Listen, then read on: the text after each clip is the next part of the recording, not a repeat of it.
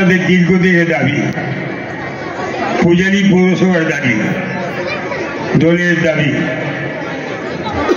Switch গেটের ব্যাপারে আজকে আমরা নতুন রাস্তা দেখিয়েছি।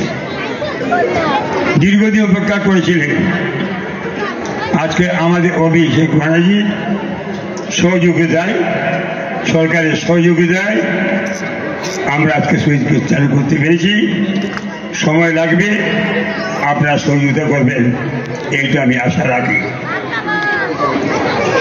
তারপর বলছিল জানুয়ারির মধ্যে আমরা প্রতিটা জায়গায় জল দেব। ছিল একটা রিজার্ভার, হচ্ছে 5টা রিজার্ভার, কোনো অংশে আমরা পিছিয়ে যাইনি। আমি তো আপনাকে প্রশ্ন করতে পারি, আপনার মুখ সঠিকভাবে বলতে, আমরা আসার পর,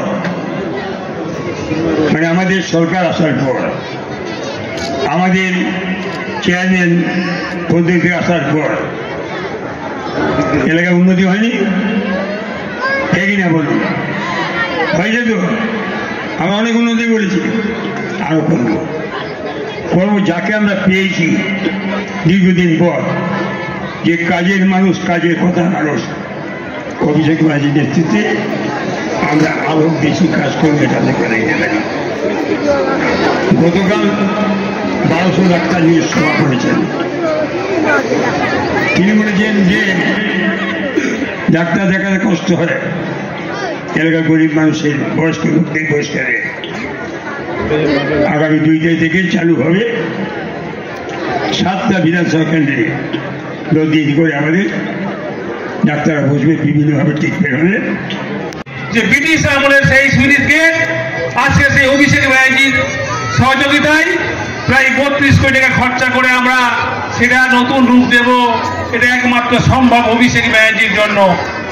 আপনারা দেখেছেন সেই করোনার সময় যখন সাধারণ মানুষ ভ্যাকসিন পাচ্ছিল না, তখন আমাদের এই সাংসদ অভিষেক ব্যানার্জি মহোদয় প্রত্যেকের ভ্যাকসিনের ব্যবস্থা করেছিলেন।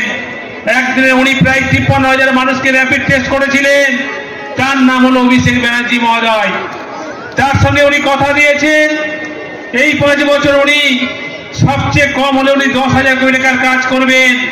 সেটা আপনারা বুঝতে পারছেন, একটা সুইচ গেটে প্রায় 32 কোটি টাকা খরচা করছেন। তাই ওনার উন্নয়নের কথা বলতে গেলে আমাদের সারা রাত চলে যাবে। আপনারা সেই বিকেল 3টে থেকে এসছেন, সন্ধ্যা হয়ে গেছে, অন্ধকার হয়ে গেছে, আপনারা বাড়ি যাবেন সেটা আমরা বুঝতে পারছি। কিন্তু আপনাদের মাথায় রাখতে হবে যে একটা সাংসদ এইভাবে মানুষের কথা মাথায় রেখে, মানুষের কথা চিন্তা ভাবনা করে কিভাবে কাজ করতে পারে, তার জ্বলন্ত উদাহরণ আমরা দেখছি অভিষেক ব্যানার্জি মহোদয়কে দেখেছি।